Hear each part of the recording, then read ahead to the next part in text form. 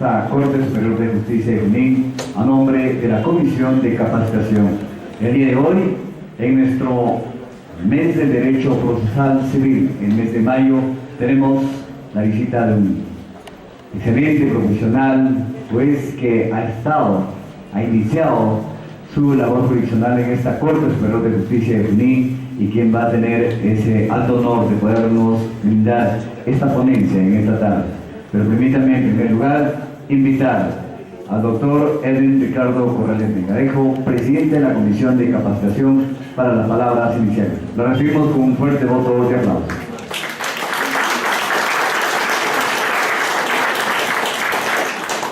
En primer lugar, para agradecer al doctor Martín Hurtado Reyes por haber aceptado la invitación de la Comisión de Capacitación para asistir a esta magna asamblea que vamos a gozar del derecho procesal, sobre todo en un tema sumamente problemático como es la valoración de la prueba.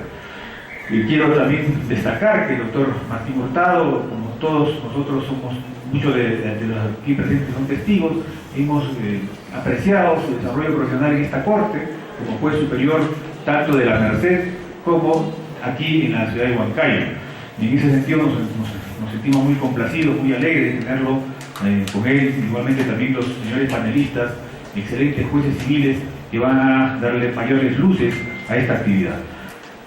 Finalmente, para invitarlos a todos ustedes, para el día de mañana viene el doctor Juan Monroy Gálvez para tratar la teoría impugnatoria, que es muy importante en cuanto al derecho de defensa de los abogados litigantes.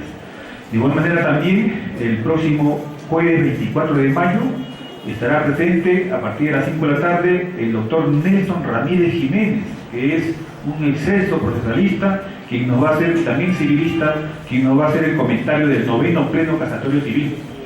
Y el doctor Gunter González Barrón, para tratar los temas problemáticos del derecho de propiedad y posesión, el sábado, apunte por favor, el sábado, y pasen la voz a sus amigos, el sábado 2 de junio, va a ser en la mañana, de 9:30 de la mañana a 12 del día. Quedan gratamente invitados para recibir la exposición del doctor Gunter González Barrón, cuyos panelistas son el actual decano del Colegio de Abogados de Junín, el doctor, si me ayudan, Elías Vilcahuamá, que ha sido miembro del Tribunal Registral, y también el juez superior Luis Amanigo, ex registrador público, de manera que la polémica sobre la problemática del derecho de la propiedad y de la posesión va a ser pues exhaustivamente analizado en esa jornada académica. Quedan gratamente invitados todos ustedes, y por favor un fuerte aplauso para el doctor Martín Hurtado Reyes.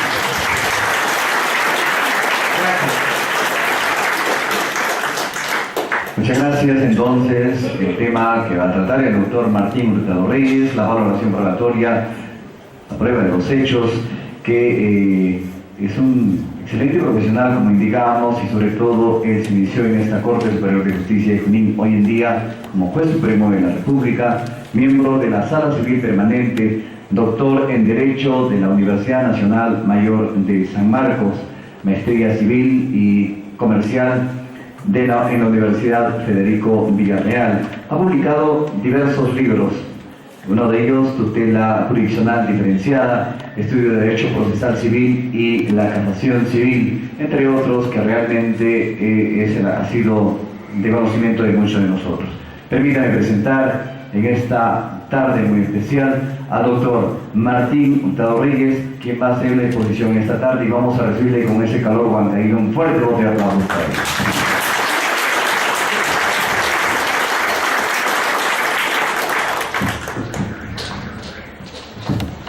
Buenas tardes.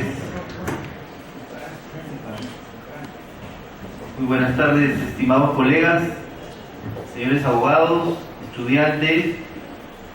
En realidad para mí es un honor estar en esta corte después de un buen tiempo, de regreso a esta mi casa donde en el 2003 empezamos a trabajar en esta corte, ¿no es cierto? La Corte Superior de Justicia de Junín se ha caracterizado siempre por ser una corte de trascendencia a nivel nacional. Tanto que de esta corte han salido varios jueces supremos, como ustedes sabrán, ¿no es cierto? Entonces es una cantera de jueces supremos y yo animo a mis colegas superiores y jueces que en algún momento puedan acceder también a esa sede de casación que se ve ahora en la Corte Suprema, ¿verdad? Quiero agradecer la invitación del doctor Corrales, traigo el saludo del doctor Tábara, que también estoy invitado, pero por cuestiones de salud no ha podido venir, y también de los colegas que en algún momento estuvimos por acá, ¿cierto? El doctor Soler, la doctora Mirta, gente que estuvo por acá, la doctora Niña y otros colegas más que estuvieron por acá, dando su granito de arena para colaborar con esta corte y mejorar de alguna manera la administración mejor.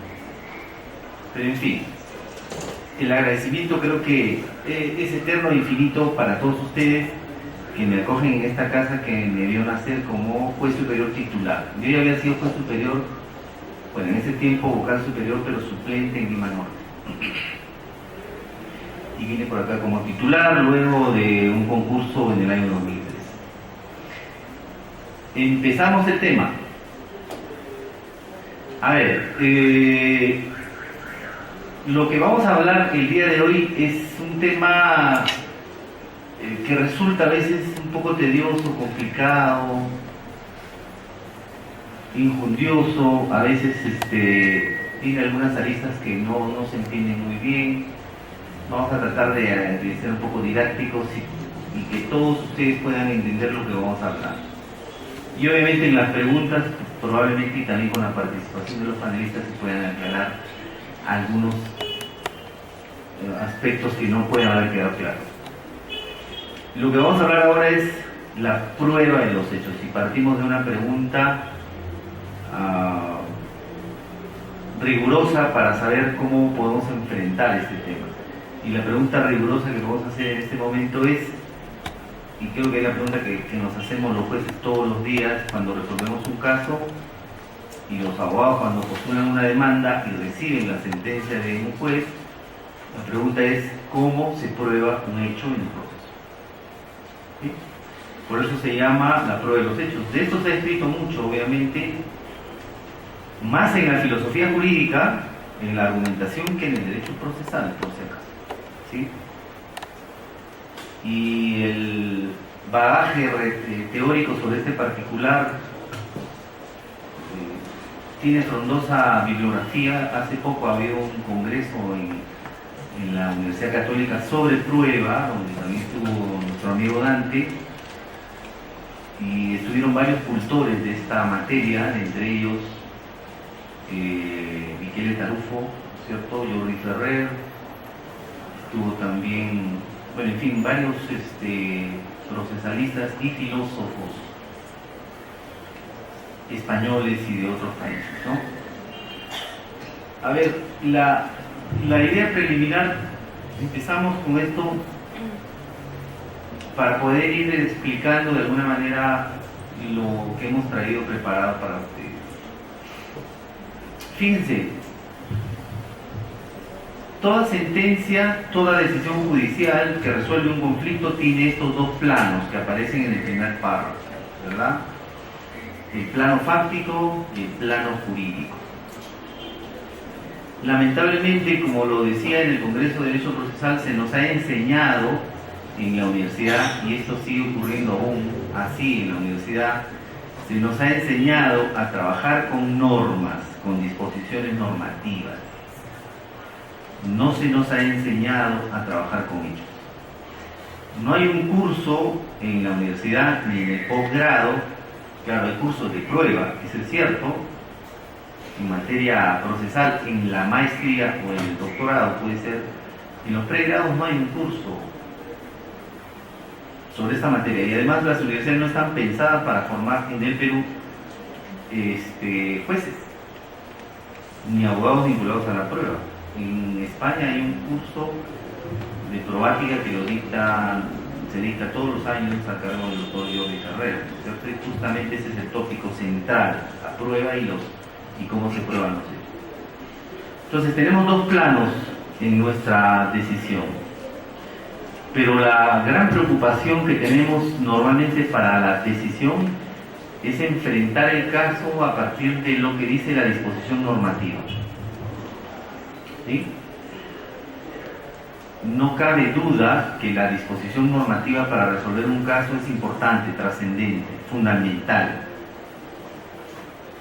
Pero probablemente no nos hemos dado cuenta que el paso inicial y previo para poder hacer el traslado, la aplicación de una disposición normativa es el trabajo de la disposición, el trabajo del aspecto fáctico, es decir, el trabajo con los hechos. No podemos hacer una adecuada calificación jurídica, es decir, no podemos hacer una sustitución, por ejemplo, no podemos trabajar haciendo el silogismo judicial o el silogismo jurídico, como quieran llamarle, si es que no tenemos un trabajo adecuado con los hechos. Y ustedes entenderán, yo también soy juez y me he dado cuenta que la mayor responsabilidad que le ponemos para dictar una sentencia está en la parte normativa y no en la parte fáctica. ¿Sí? Entonces tenemos descuidada ese aspecto cuando decidimos. No le damos la mayor importancia que en realidad tiene. No se olviden que cuando ustedes van a dictar una sentencia, luego que terminan de valorar la prueba, llegan al siguiente momento, para no decir conclusión, llegan al siguiente momento. Luego de haber valorado la prueba, el juez lo que hace es determinar qué hechos están probados y qué hechos no están probados. Esta etapa es importantísima. Claro, el juez puede errar en la determinación o fijación de los hechos. El resultado final de toda valoración probatoria es esa. El juez llega a determinar o a definir qué hechos están probados y qué hechos no están probados. A eso la doctrina le denomina la determinación de los hechos como el trabajo conclusivo de la valoración probatoria. Claro, pero esa es una primera etapa. ¿Qué hacemos luego con esos hechos? Esos hechos luego tienen que tener una especie de subsunción con la disposición normativa que la parte haya invocado o que el juez haya determinado que es la aplicable para la solución del caso. ¿Sí? Y entonces, en esta segunda etapa, si hemos fijado adecuadamente los hechos, lo que corresponde hacer es el trabajo de calificación jurídica.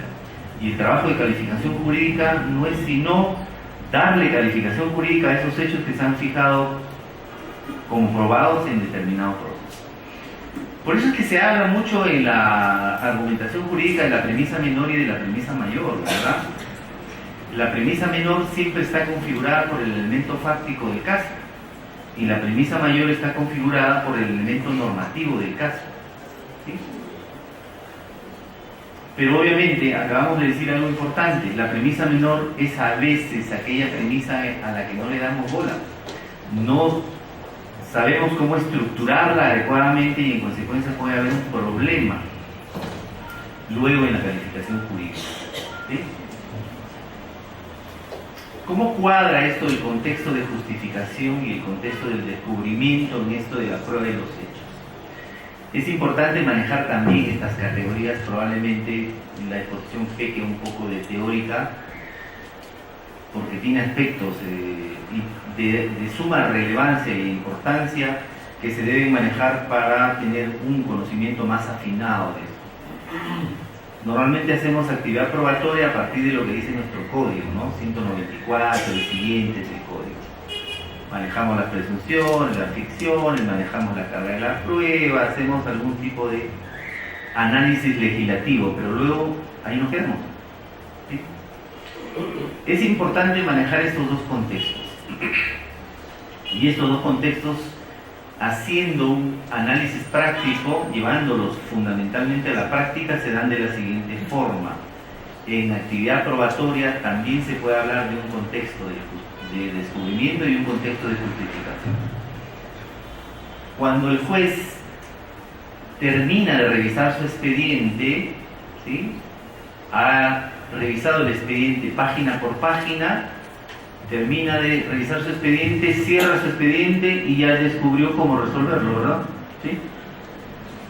A veces llevamos el expediente a casa porque tenemos una duda y hasta terminamos soñando con ese expediente, y al día siguiente probablemente tengamos una concepción distinta de lo que habíamos revisado antes. Seguimos en duda. ¿Qué hemos descubierto para resolver? En penal podría decir, no, a este compadre lo tengo que absolver. En civil puedo decir, no, la demanda es infundada, no, pero me parece que puede ser improcedente. Por alguna razón, hay algo que nos está motivando. El trabajo de valoración probatoria, en primer lugar, es un trabajo intelectual, ¿sí?, subjetivo. Trabaja mucho el intelecto. Y si trabaja mucho el intelecto, es un proceso psicológico, ¿verdad? Y el proceso psicológico se queda normalmente en nuestro interior. Cuando descubrimos cómo resolver un caso en particular, lo que estamos haciendo es dedicar nuestro tiempo a descubrir cómo resolverlo. Y por eso es que hablamos fundamentalmente del contexto de justificación. En ese descubrimiento podemos cometer muchos errores, ¿sí? Oh, qué penita, yo siempre escucho en mi colegiado, hay una persona, no les voy a decir nombre, pero siempre dice, pobrecita la demandante, pobrecito el demandado, mira que sus hijitos, mira que esto, mira que el otro, ¿sí? Eso puede contaminar la forma de cómo descubrir la solución del caso, ¿verdad?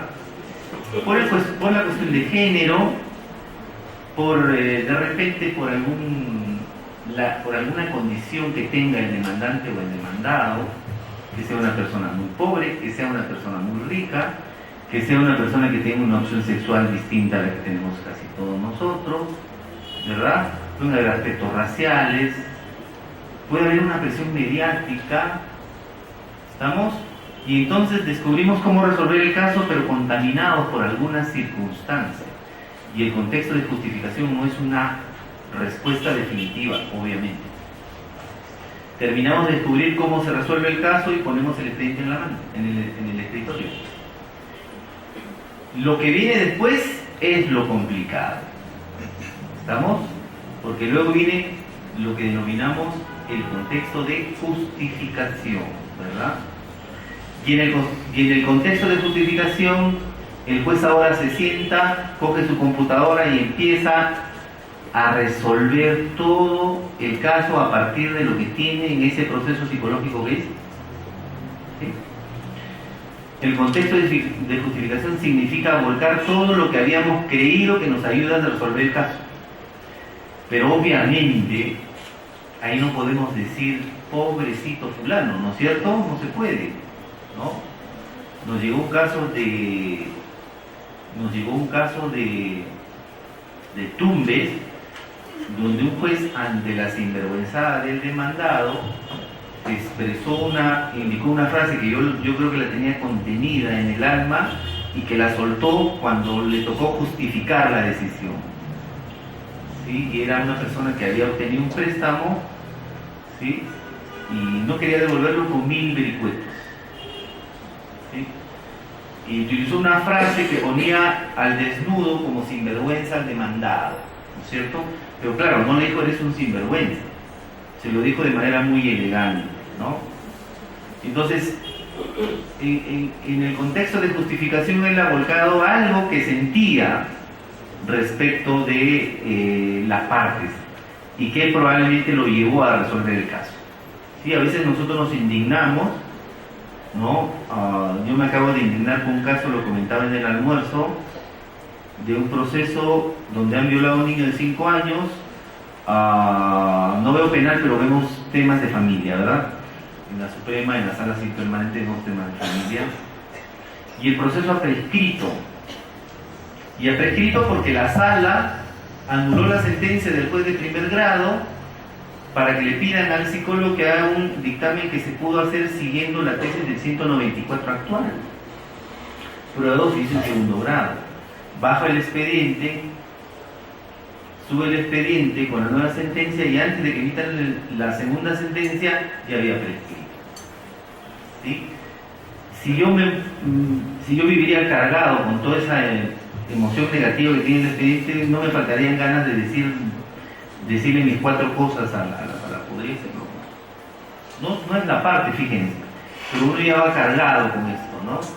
Y obviamente nosotros no somos penalistas y a veces tenemos que recurrir a los especialistas y buscamos colegas de la Suprema para decir, oye, ¿qué pasa acá? ¿Cómo podemos salir de la prescripción? Y obviamente los penalistas tienen una verticalidad y uniformidad en ese tema. El plazo prescribió y se acabó.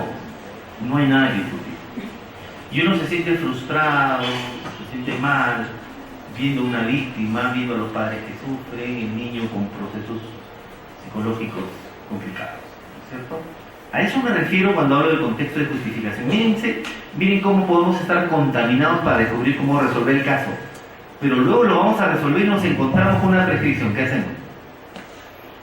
Justificar la prescripción de bueno, en ese caso es de menores, no es un delito, obviamente, ¿no es cierto? Los de familia me entienden. Y no puedo hacer otra cosa que decir o dar una justificación acorde con lo que arroja el expediente. ¿Estamos? Entonces, en este segundo proceso que tiene el juez para decidir, que es al que denominamos contexto de justificación, lo que tenemos que decir son las razones o argumentos, las inferencias probatorias o cualquier otro elemento que ustedes consideren para resolver el caso. Esos argumentos tienen que ser objetivos, ya no vale cualquier otro elemento subjetivo, ¿sí? Hay mucha gente que piensa, lo llevan a un proceso de alimentos y dice, uy, la mujer, el juez es hombre o mujer, es mujer, ay, me frego. Estamos en un proceso donde se va a discutir un tema indemnización porque han votado a alguien de un evento y en Lima sucede esto todos los días por su condición, por el color de su piel. ¿Quién es el juez? ¿Es negro o es blanco? Es blanco, ya me frego. Ese es un subjetivismo ultranza, un subjetivismo grave. El juez no puede resolver, aunque quiera hacerlo, ¿verdad? ¿Sí? Si yo fuera gay y el demandado o el agraviado fuera gay, me daría muchísimo gusto servirlo y darle la razón, ¿sí? Pero si no puedo justificar la forma de darle la razón, ¿cómo lo hago? ¿Sí? Podría hacerlo y terminaría probablemente con un proceso de goma o probablemente destituido. Y esa no es una labor del juez, ¿cierto? No debemos perder la imparcialidad, sea quien esté en el proceso judicial que vamos a resolver, ¿no? Y entonces en este segundo contexto, que es el de justificación, nosotros debemos dar las razones que nos aportó la prueba, ¿verdad? Y las razones que sirven para subsumir los hechos fijados después de terminar la actividad probatoria en la disposición normativa que resulte aplicable. El 99%, y eso siempre lo digo, el 99% de casos que resuelve un juez en su despacho son casos que se resuelven con la subsunción. Son muy pocos casos límites, casos complicados, ¿sí? Casos trágicos, habla la doctrina a veces. Dworkin dice, habla una diferenciación entre caso fácil y caso difícil, ¿no es cierto? Y los casos difíciles son pocos, aunque hay, y toca a veces el juez romperse la cabeza para ver cómo los resuelve. Pero el 99% de casos el juez resuelve aplicando la técnica de la subsunción, es decir, fija hechos y los subsume en una disposición normativa y tiene una conclusión. La conclusión es el resultado del caso, se acabó. Y entonces tenemos que el juez en esta parte del contexto de justificación tiene que decir en blanco y negro cuáles fueron las razones que lo llevaron a decidir. Pero claro, las razones que lo llevaron a decidir no deben ser arbitrarias, subjetivas, tienen que estar respaldadas en la actividad probatoria que se hizo en el caso, ¿sí? No podemos invocar, por ejemplo, hechos que no fueron alegados por las partes. Eso es una regla de oro en la actividad probatoria y a veces eso sucede cuando nos compramos el pleito por alguna razón. si es que hay que hacer actividad probatoria con el 194, hay que ver el cumplimiento de todos los presupuestos de la disposición normativa actual. Hoy en día, según mi opinión, es mucho más difícil hacer prueba de oficio que cuando la norma tenía el texto original.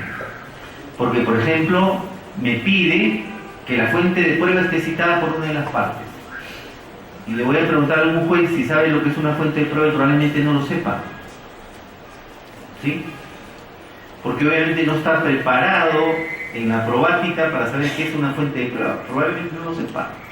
Claro, probablemente sea un juez muy preparado y sí lo sepa. O llevó algún cursito. O quiso saber, leyó el día que salió la modificación y dice que esté citada la fuente de prueba por las partes. A ver, ¿qué es la fuente de prueba? Me puse a investigar, a leer un artículo, otro artículo, un libro. Escuché una conferencia por YouTube, qué sé yo. Ahora ya sé lo que es una fuente de prueba. Entonces yo ya sé cómo aplicar el 194. Pero si no sé lo que es una fuente de prueba, el juez va a estar perdido al citar el 194 y aplicarlo. Es como lo que pasa con los estándares de prueba o los estándares probatorios, ¿no es cierto? Uno de los temas más polémicos y difíciles que hay en la doctrina sobre ese tema probatorio es saber qué es un estándar de prueba, cuándo aplica y qué tipo de estándar probatorio voy a aplicar para un caso en particular. El doctor Corrales ha escrito un texto muy interesante en el Congreso de Derecho Laboral y ahí está algo sobre estándares probatorios. En este congreso no tuve la oportunidad de ir, pero alguien me contó más o menos lo que sucedió y las conclusiones. Pero los más connotados, conocedores de este tema, no se pusieron nunca de acuerdo para saber y explicar correctamente, o ponerse de acuerdo si es necesario aplicar estándares de prueba en los casos judiciales que resolvemos en este congreso del que les hablaba este año, ¿no es cierto? Pero en fin, el juez práctico puede resolver los casos, pero yo creo que un juez que conoce, además del trabajo práctico y un poco de doctrina, lo hace, según mi opinión, muchísimo mejor. Un producto más acabado, un producto más afinado, ¿sí? Un producto que les puede servir además, como estamos siempre cogoteados por el CNM para presentar nuestras sentencias, modelos, por cada año nos van a pedir y para la ratificación o para volver a postular, qué sé yo, y podemos hacer piezas jurídicas interesantes. A ver,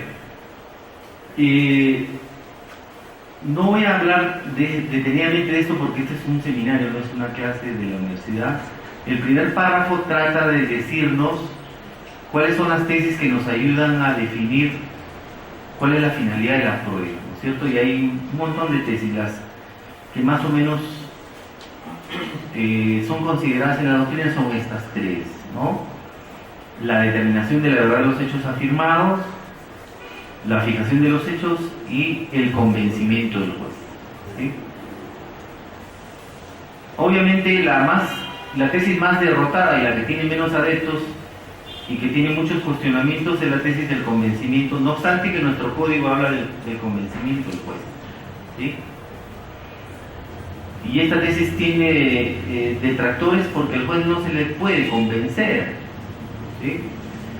Porque si no, viene un abogado que habla muy bonito, tiene un pico de oro y termina convenciendo al juez y el juez resuelve a su favor. Y la cosa no es así, porque el juez no resuelve por lo que le diga el abogado, sino es por lo que la prueba le informa. ¿Estamos? Esa es una tesis que tiene algunos detractores y fuertes. La tesis de la fijación de los hechos es una vieja tesis que puede servir en algunos casos para definir lo que está en el segundo párrafo, ¿no es cierto? ¿Qué es lo que se busca en el proceso a partir de la prueba? El trabajo final, lo que arroja la prueba cuando terminamos de hacer la actividad de valoración, es determinar hechos, fijar hechos, ¿no es cierto? Ya de la tesis de la verdad mejor ni les hablo porque es una tesis que tiene también bastantes detractores y bastantes profesores que se han adherido a esta tesis. Claro, ahí no se habla, por favor, de una verdad absoluta, de una verdad epistémica, de una verdad matemática, no se habla de una verdad incontrovertible, sino que se habla de la verdad que arroja, ¿cierto? Cuando hablamos de verdad, hablamos veracidad de las afirmaciones que hicieron respecto de los hechos las partes. A eso le llamamos enunciado probatorio, ¿cierto? González Lagier, que estuvo en Lima, habla mucho de esto de los enunciados probatorios. Los enunciados probatorios son las afirmaciones que hacen las partes a través de sus abogados respecto de los hechos relevantes del caso. ¿Sí? Si el abogado logra probar la veracidad del hecho afirmado, estamos frente a la tesis de la verdad. Fíjense que es un lenguaje distinto. Yo no estoy hablando de que el abogado logre convencer al juez, ¿verdad? No estoy diciendo el abogado con su alegato, con su escrito, con su demanda, quiere convencer al juez. Esa no es la idea de la prueba, ¿sí? Porque si no, aquel que tiene un mejor discurso, y esto ocurre a veces en los informes orales, los dos abogados vemos que uno habló muy bien, vemos que el otro no habló muy bien, no está preparado, no tiene buena dicción, no tiene una buena forma de expresarse, y terminamos diciéndole al colegiado después de los informes: oye, creo que en ese caso la parte tiene la razón, y el que tiene el expediente dice: no la tiene. ¿Y por qué nos hemos dejado llevar en ese momento?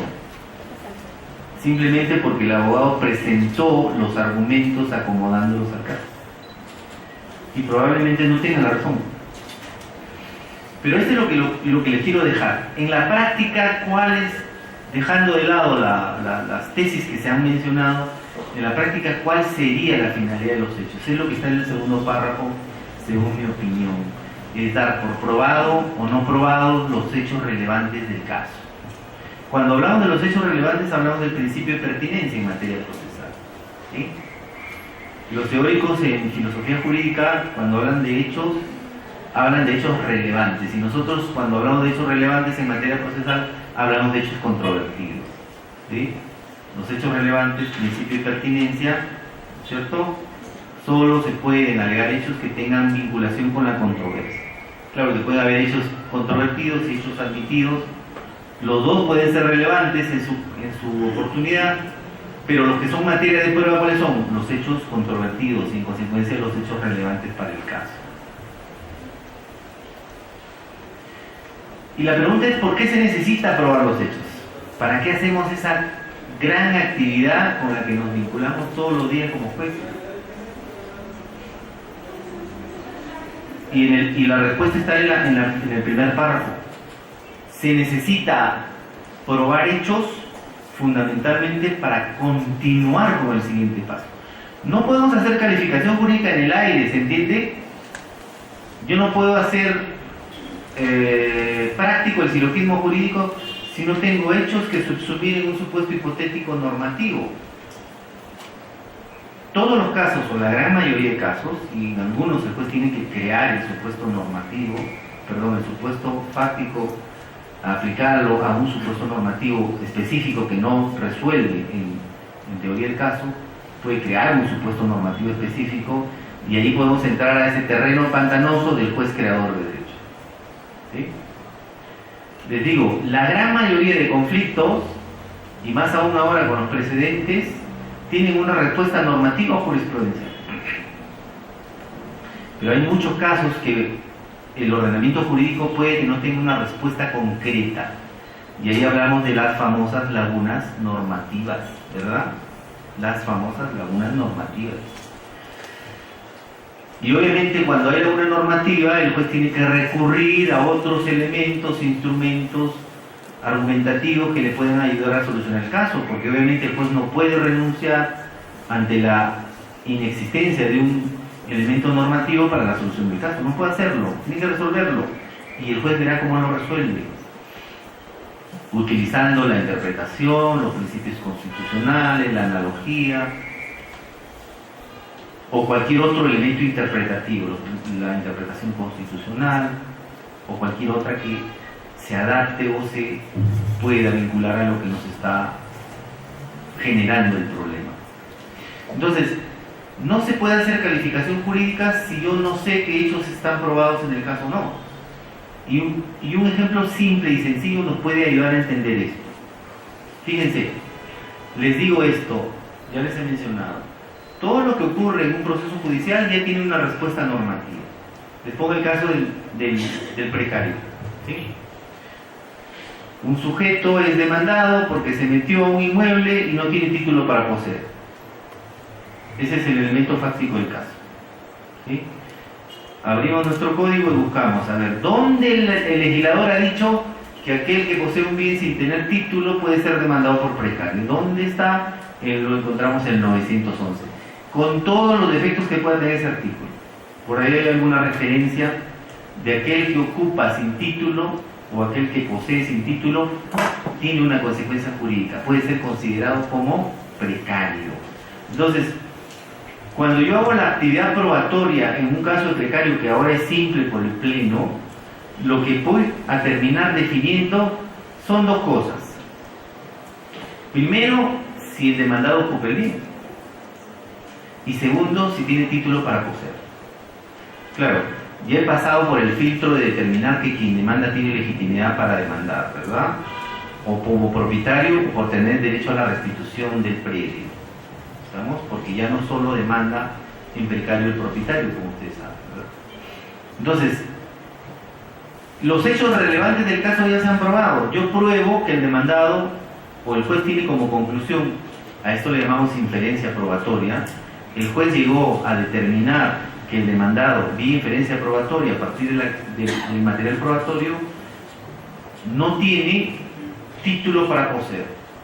Entonces echa mano al instrumento normativo y dice, a ver, si en el proceso tengo un caso donde el demandado no tiene título para poseer y el artículo 911 me dice que aquel que posee sin título o el que tenía fenecido, luego me voy a la consecuencia jurídica de esa disposición normativa, y la consecuencia jurídica de esa disposición normativa es que la falta de título para poseer lo convierte al poseedor en precario. Entonces, ¿cómo podría hacer yo una calificación jurídica sin haber establecido los hechos de caso? Claro, luego pueden venir problemas en la calificación jurídica, y ahí hablamos de la famosa justificación interna y la justificación externa, si es que los hechos se han probado inadecuadamente. ¿Sí? Si no se hizo un trabajo adecuado respecto de la prueba, y damos por fijados hechos y luego hacemos una consecuencia jurídica con la disposición normativa aplicable y llegamos a una conclusión que probablemente sea errónea. Y es que ocurre todos los días esto en los procesos judiciales. Se dio por probado, caso real, se dio por probado que el demandado tenía título de un caso que venía de un distrito judicial X. Se dio por probado que tenía un título porque el que le había vendido al demandante supuestamente le había vendido al demandado también y con fecha anterior. ¿Cuál era el medio de prueba que respaldaba la tesis del demandado? Un documento en copia simple, sin fecha cierta. Y eso terminó definiendo la veracidad del hecho afirmado por la parte demandada. La parte demandada dijo, yo tengo título, ese es mi título, y el juez dijo, ah bueno, ese es su título, no es precario. Y hizo la calificación jurídica y logró desestimar la demanda. La pregunta es, ¿la desestimación de la demanda a partir de la fijación de hechos es la correcta? Obviamente no lo es. Obviamente no lo es. Porque yo no puedo decir que este señor tiene título si me presenta un documento en copia simple y sin fecha cierta. Y el juez no tuvo siquiera la posibilidad de pedirle que acompañe el original o que indique dónde está el original. Puede estar en otro proceso, puede estar de repente ya en una minuta, en una notaría, pero no se hizo. Eso significa fijar mal los hechos. ¿Sí?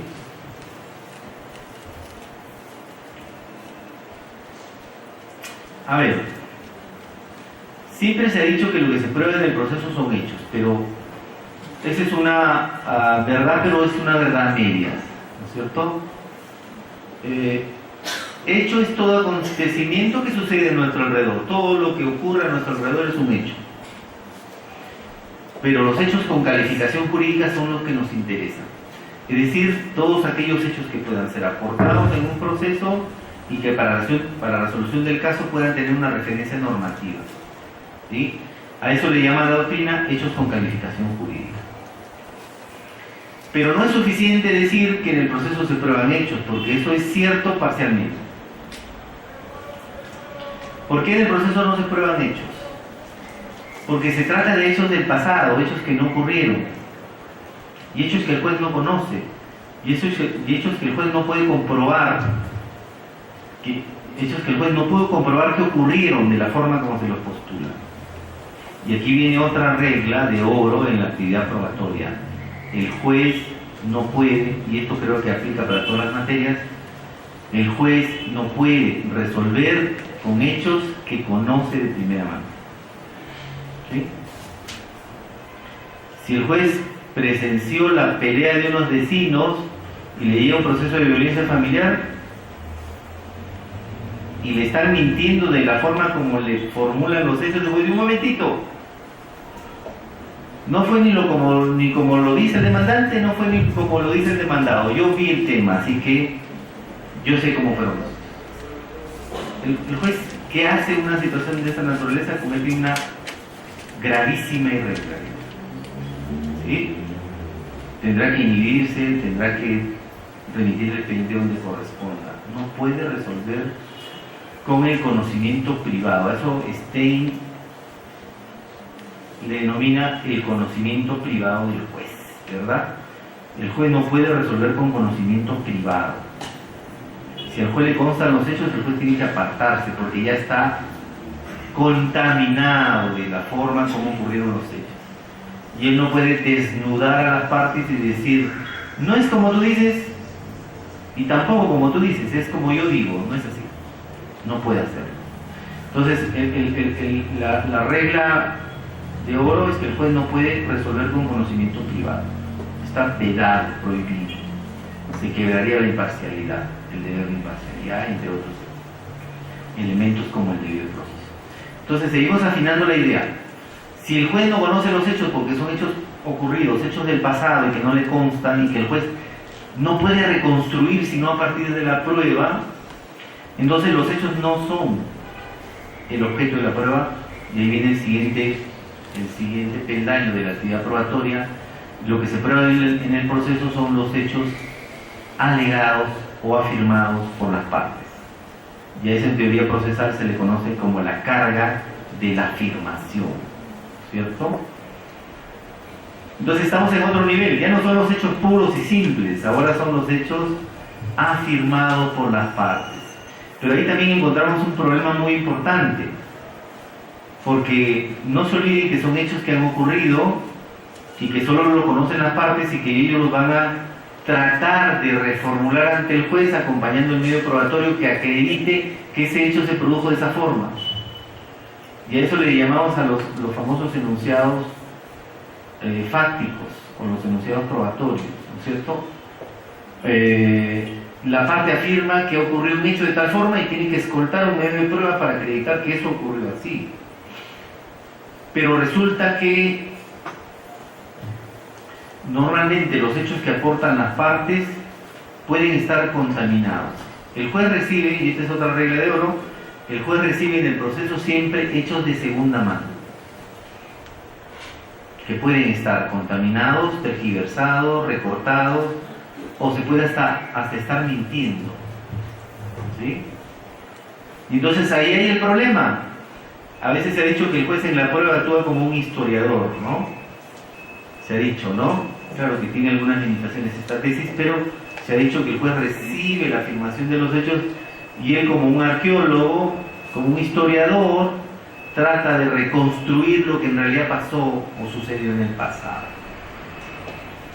Pero para reconstruir ese pasado tiene que contar con afirmaciones que se aproximen lo más posible a lo que en realidad ocurrió. Y obviamente detrás de la afirmación de los hechos están los abogados, y obviamente el abogado no va a afirmar un hecho que no le conviene a su defensa. Y ahí es donde nos encontramos con un problema mayor. ¿Sí? Y claro, la alegación de hechos que hace el abogado a partir de la actividad probatoria es lo que más o menos podría decirse que es lo que se prueba en el caso. Claro, no todos los hechos alegados por las partes van a ser hechos relevantes y en consecuencia hechos controvertidos, porque en la doctrina procesal se habla de los hechos controvertidos y de los hechos admitidos. Respecto de los hechos admitidos, es decir, donde no hay controversia, no hay desencuentro entre lo que dijo el demandante y lo que dijo el demandado, tenemos hechos admitidos. El demandante dijo que es rojo y el demandado dijo aceptando que es rojo, no hay problema. ¿Sí? En donde sí hay controversia es en los hechos controvertidos. Las posiciones son antagónicas, contrarias, se contraponen y en consecuencia el juez tiene que hacer actividad probatoria para definir quién dice o no la verdad. ¿Sí? Y obviamente los hechos controvertidos dan lugar a lo que hemos estado mencionando, los hechos relevantes del caso, ¿cierto? Y obviamente en el último párrafo, Rufo dice: en un proceso judicial lo que se prueba o demuestra es la verdad o falsedad de los enunciados. ¿Recuerdan que les hablaba de los enunciados fácticos? De los enunciados relativos a los hechos que están en la base de la controversia. Este párrafo de alguna manera nos refleja, primero, que se prueban los hechos relevantes, y segundo, que no se prueban hechos puros o simples, sino los hechos afirmados por las partes. ¿Sí? Y a eso la teoría denomina de alguna manera el enunciado fáctico, o el enunciado por probar, ¿no es cierto? Pero luego venimos a un tema más complicado: ¿cómo o cuándo entendemos que un hecho está probado? Y podemos entrar probablemente ahí a hacer una pequeña reflexión sobre los estándares probatorios, ¿no es cierto? En materia penal hay un estándar probatorio bastante conocido que es más allá de la duda razonable, ¿sí? Y en civil el estándar probatorio que más se usa es de la probabilidad prevaleciente, ¿no es cierto? Que ustedes ya conocen. Y de alguna manera podríamos considerar que un hecho está probado cuando más probable es que haya ocurrido a partir de la actividad probatoria que realizaron las partes, ¿cierto? Cuando una hipótesis postulada por una de las partes se escoltan los medios de prueba necesarios para confirmar esa hipótesis y que no haya una hipótesis alternativa, hablamos de que un hecho se encuentra probado. Me explico para que no ingresen a confusión, ¿sí? Si yo afirmo un hecho, ¿no es cierto? Yo digo, a ver, el señor es precario porque le resolvió el contrato. Y la parte contraria puede cuestionar en un proceso de desalojo por precario la resolución del contrato, ¿sí? ¿Estamos? Y la parte demandada dice: no, mi contrato está vigente, este contrato no fue resuelto, ¿sí? Y el demandado dice: no, señor, acá tenemos primero las comunicaciones que yo le envié por su correo electrónico, los requerimientos que le hice por el WhatsApp, las constantes comunicaciones telefónicas que he tenido, y lo más importante, la carta notarial con la que le imputé el incumplimiento y la carta notarial con la que le resolví el contrato. Y el demandado dice, como hipótesis contraria o hipótesis alternativa, dice: el contrato no está resuelto, dice, porque esas dos cartas a mí nunca me llegaron. Y prueba que con un documento A o un documento B, prueba que el domicilio que se señaló en esas cartas no es de él. Entonces tenemos un problema complicado, ¿verdad? Es un problema súper complicado. Y hay que desatar lo que yo llamo, el famoso nudo probatorio, ¿sí?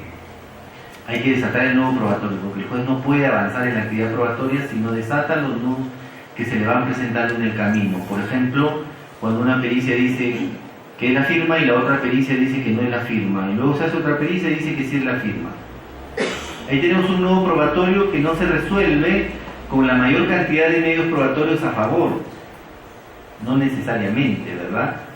Y entonces el estándar probatorio de la prueba prevaleciente puede tener algunas debilidades también ahí, ¿no? El número de medios probatorios no necesariamente le dicen que el hecho se ha producido de la forma como fue afirmado por la parte.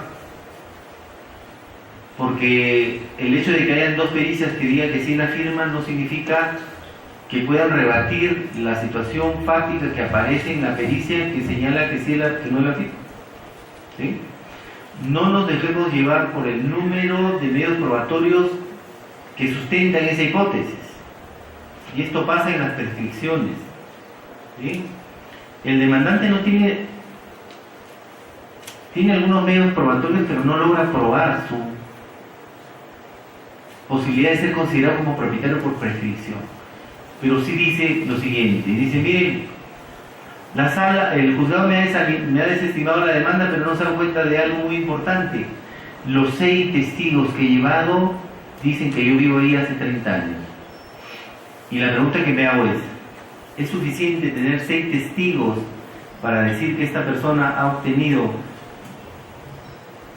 el derecho de propiedad por prescripción? Para mí no lo es. Pero si tuviera los documentos necesarios para acreditar la posesión pacífica, continua, etcétera, lo que dice 950, y además hay testigos, fíjense, estos medios de prueba todos apuntarían a determinar que ese señor sí es propietario por prescripción. ¿Sí? Yo he visto casos en los que a veces el demandante de prescripción se confía y lleva un testigo y el testigo dice, no, a ese señor ni lo conozco. Y el otro se agarra de ahí. Fíjese, ahí hay una testimonial de las 6, hay una que dice que el señor ni lo conoce y el señor vive al costado. ¿Sí? Pero en fin, para decir que un medio probatorio está aprobado, lo primero que tenemos que hacer es tener material probatorio que nos ayude a sustentar la inferencia probatoria. ¿Sí? La inferencia probatoria o el razonamiento probatorio o el argumento probatorio que nos ayude a resolver el caso debería estar respaldado en el material probatorio. ¿Sí? Y si tenemos nuevos probatorios, ir desatándolos uno por uno hasta llegar a definir cuáles son los medios de prueba que me ayudan a solucionar el caso y a definir por qué los hechos están probados. Porque obviamente no vas a decir que, como en el ejemplo que les dije, no basta decir como inferencia probatoria que se ha probado que el demandado tiene título para poseer, porque si yo veo el respaldo probatorio no lo voy a encontrar. Porque el respaldo probatorio está sustentado en un medio de prueba que no me dice que esa inferencia probatoria sea la correcta, porque no es suficiente para probar que tienes título presentar un documento simple y sin fecha cierta, ¿verdad? Entonces yo hago un análisis y digo, ¿qué pasó acá? Se llega a una conclusión que no está respaldada por el medio probatorio, o que no está respaldada por la actividad probatoria que realizaron las partes. Esto nos lleva a leer la primera, dice, decir que un hecho se encuentra probado implica expresar un razonamiento o inferencia, la conclusión probatoria, sustentada en razones que nos ayudan a establecer que un hecho se encuentra probado. Es como cuando concluimos algo y nos preguntan cómo usted llegó a esa conclusión. Y nosotros nos despachamos. Mire, llegué a esa conclusión por esto, por esto, por esto y por lo otro. ¿Sí? Y esa explicación, llamémosle justificación, nuestra Constitución habla de motivación, creo que hay que hablar más de justificación que de motivación, porque la motivación justamente viene de motivo, ¿cierto? Y a veces los motivos nos llevan a resolver mal, si es que esa fuera la forma de resolver. Nosotros como jueces no resolvemos con motivos, sino con razones justificativas. ¿Sí? Por eso es que hay que ir desplazando la tesis del convencimiento que se usa mucho en la sentencia. Y se dice que la parte no terminó convenciendo al juez, ¿no? El juez no llegó a la convicción. Y se repite mucho esa palabrita de convicción, ¿no? Hay que hablar de una justificación racional de la prueba, que es la terminología que usa, por ejemplo, Jordi Ferrer, ¿no? González Laguerre dice más o menos esto. ¿Qué tenemos que tener en cuenta para dar por probado un hecho? Primero debemos identificar el hecho que está por probarse. Tiene que ser un hecho relevante, un hecho controvertido, un hecho que pueda ser susceptible de prueba, porque puede que suceda que hayan hechos controvertidos, pero que no sean susceptibles de prueba. Ojo. ¿Sí? Si la situación está respaldada por una presunción de jure, no entra la prueba. Ojo, hay que tener cuidado con eso, ¿no es cierto? Luego, la información de la que disponemos. ¿Cuál es la información de la que disponemos para resolver un caso? La prueba, los medios de prueba. La prueba es en sentido general, ¿no es cierto? Los medios de prueba que están respaldando la afirmación del hecho que pretende sustentar la pretensión del demandante o la defensa del demandado. Y luego ver cómo se vinculan, ¿no es cierto?, en el tercer elemento, la relación entre el hecho a probar y los medios de prueba. Porque probablemente nos encontremos o demos por probado un hecho con un medio de prueba que no es el adecuado. ¿Sí? La vez pasada hemos tenido un caso límite de un reconocimiento judicial, de una afiliación, impugnación de paternidad, ¿no? El señor, 11 años después de casado, en una discusión con la esposa, le dijo a la esposa: ¿qué tanto te molestas con el chico si no es tu hijo? Y empezó la debate.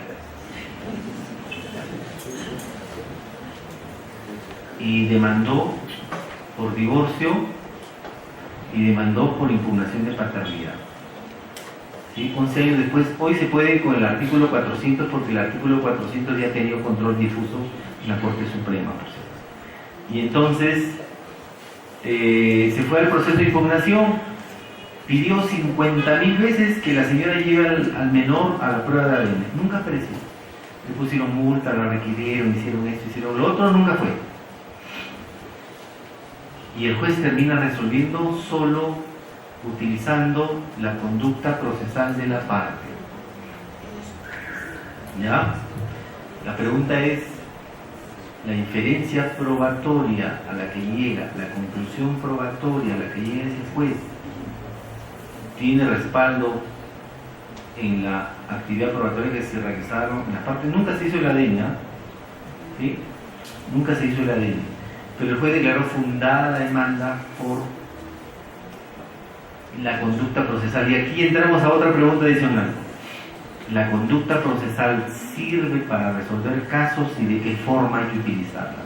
¿Cuáles son los límites que hay para considerar a la conducta procesal como una actividad trascendente de las partes para resolver un caso? Fíjense que eso es importante, ¿eh? Resolvemos a veces con conducta procesal, muchísimas veces, ¿sí?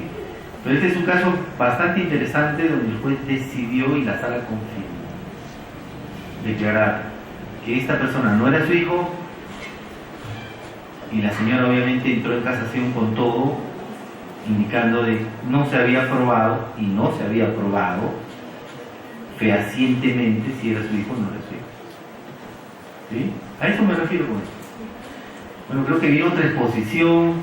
Vamos a tratar de terminar rápido. Discúlpeme, mi querido doctor Sumaría.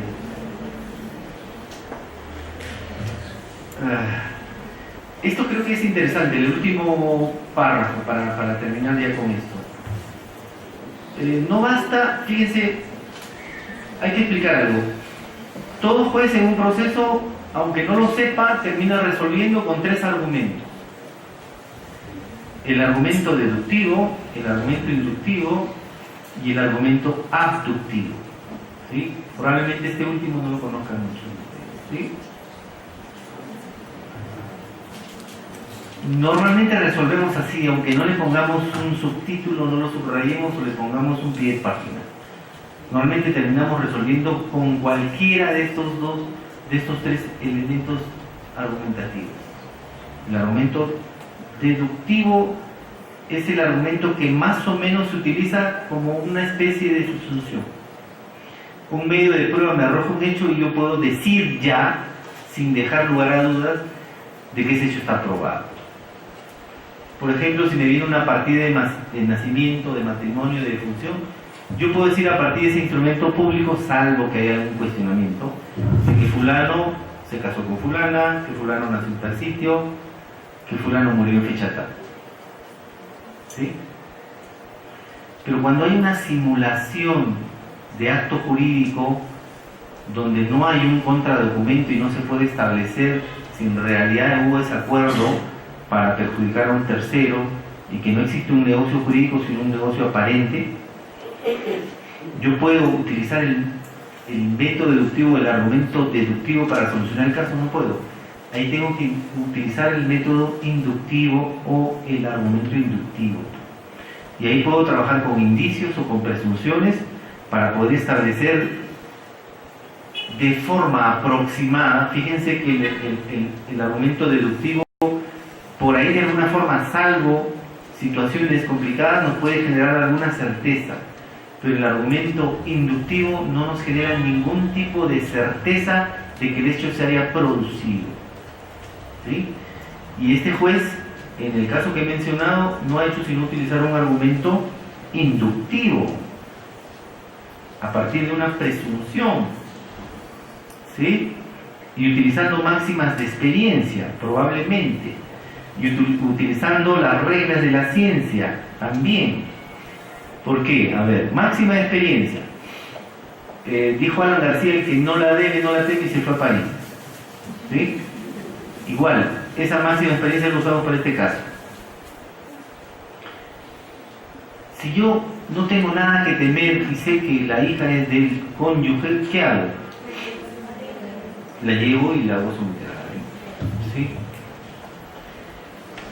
Pero yo también sé que hay una regla que se vincula a la ciencia que dice que el ADN genera como consecuencia que se puede establecer en un 90 y tantos % de que es certero de que aquel que se ha sometido a la prueba de ADN puede ser su padre o no puede hacerlo.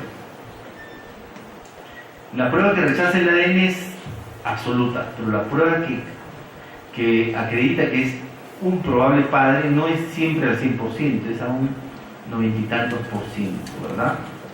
Y entonces, si yo estoy en un argumento inductivo, yo voy a llegar a resolver el caso, pero no con certeza, sino tratando de lograr una mayor aproximación a la veracidad de esos hechos que han afirmado por las partes. Y les hablaba de la simulación, ¿no es cierto? ¿Ustedes tienen casos de simulación que lo resuelven con prueba directa? No me ha tocado uno, porque sería fácil resolver una simulación con prueba directa.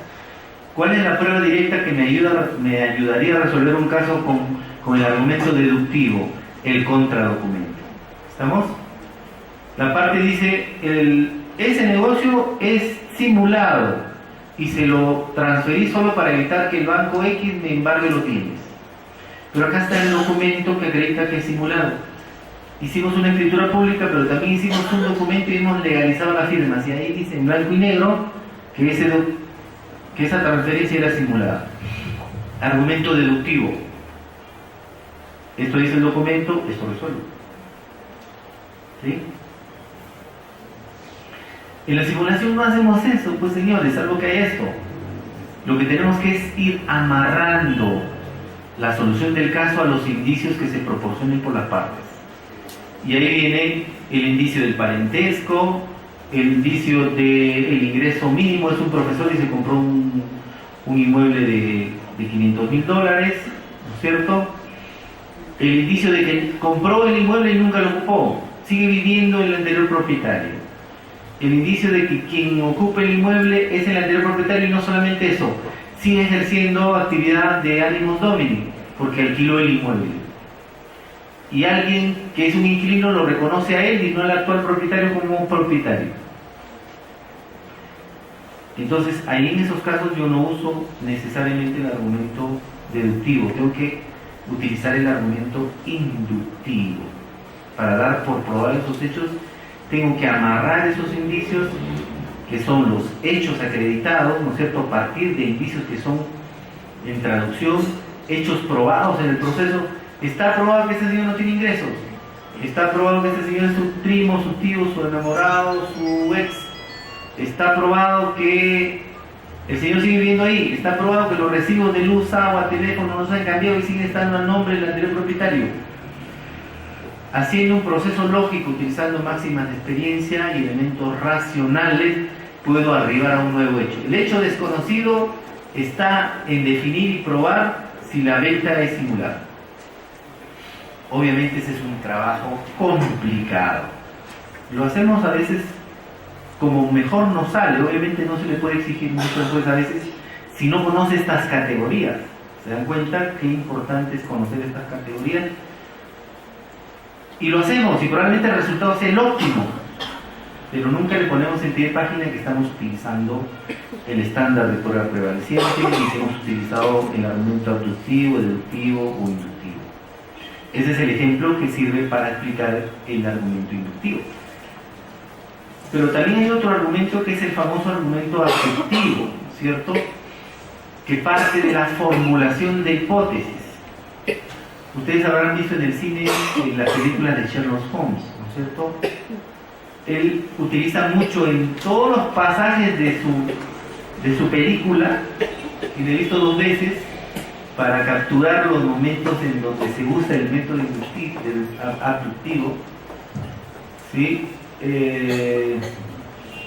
A donde va él siempre encuentra algún elemento que lo puede hacer deducir alguna situación en particular, ¿sí? Encuentra a alguien muerto y dice, a ver, tiene manchas de sangre en las manos. Entonces él dice, ah no, este señor se ha peleado para salvar su vida, ¿no? Claro, probablemente el señor pueda que haya estado matando un chancho y luego lo mataron a él. Es que eso tiene el argumento abductivo, que puede tener errores si es que no logras probar que tu abducción que haces sobre ese hecho es el correcto o no, ¿sí? Y entonces pasa por un carro y pasa su dedo y dice, polvo. Este carro estuvo al costado de la fábrica donde se hace tal material porque se funde el metal. Este carro estaba ahí. Fíjense que con solo ese elemento ya puede decir algo, puede concluir preliminarmente algo.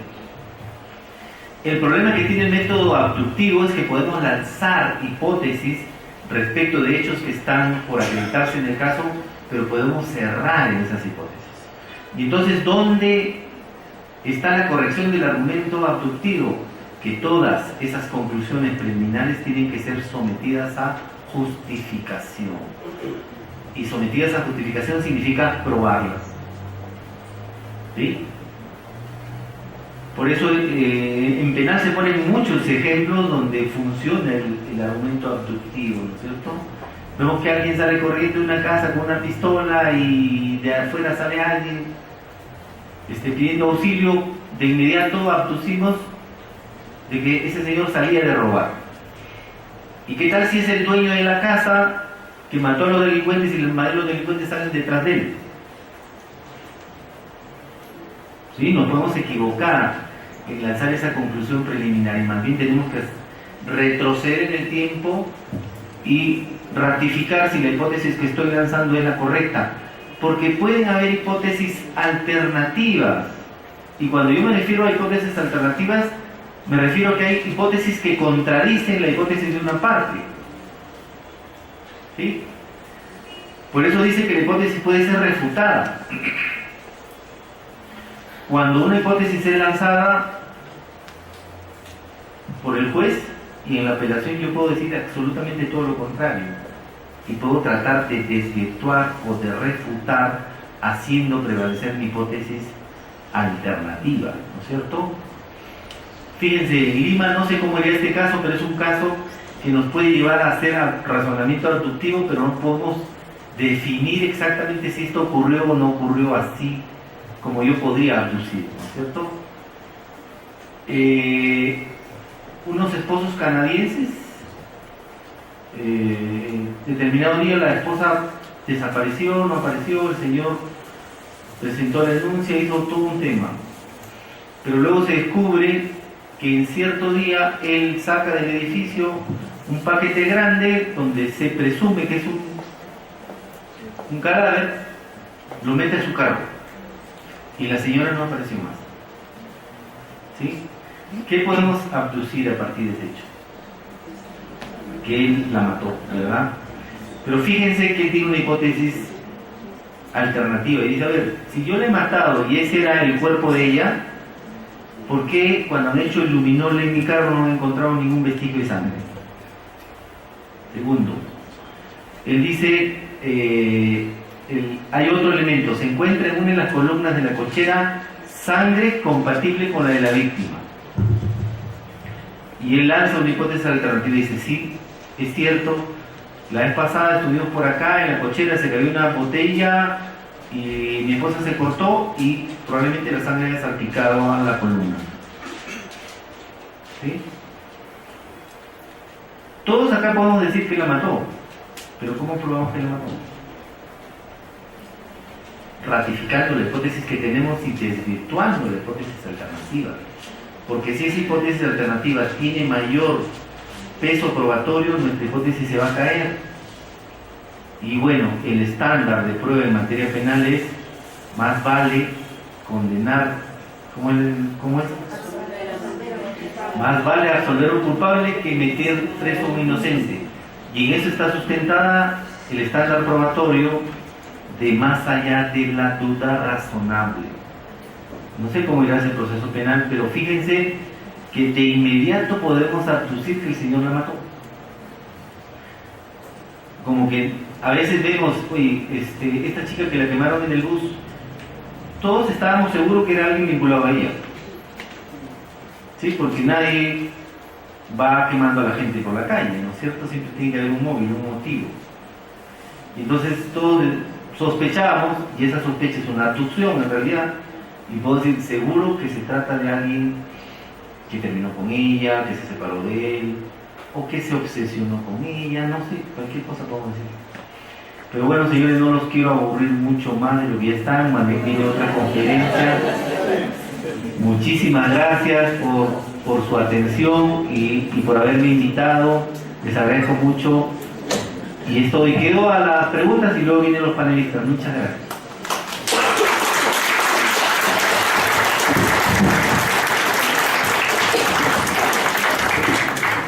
Bien, entonces vamos a iniciar con la intervención de los panelistas.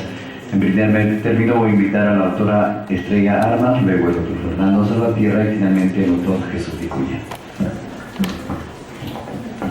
Bueno, doctor Martín, felicitándole por su brillante exposición. Doctor, el Código Procesal Civil sigue la doctrina moderna en materia de valoración de la prueba, de la valoración razonada o la libre valoración o sana crítica. Esto significa la libertad arreglada del juez a través de cauces de racionalidad que tiene que justificarla utilizando el método analítico. Estudiar la prueba individualmente y después lo relaciona en conjunto. Es así que el artículo 197 del Código Procesal Civil establece que todos los medios probatorios son valorados por el juez en forma conjunta, utilizando su apreciación razonada. Sin embargo, en la resolución solo expresará las valoraciones esenciales y determinantes que sustenten su decisión. Ello implica que la valoración que haga el juez en el momento de emitir sentencia debe señalar la valoración otorgada en forma conjunta. La pregunta que surge al respecto es, cuando las partes han presentado pruebas para desvirtuar otras, la omisión de un pronunciamiento expreso al respecto puede causar indefensión. A ver, por el comienzo. Hay algunos que señalan que nuestro código está vinculado a la tesis de la sana crítica, ¿no es cierto?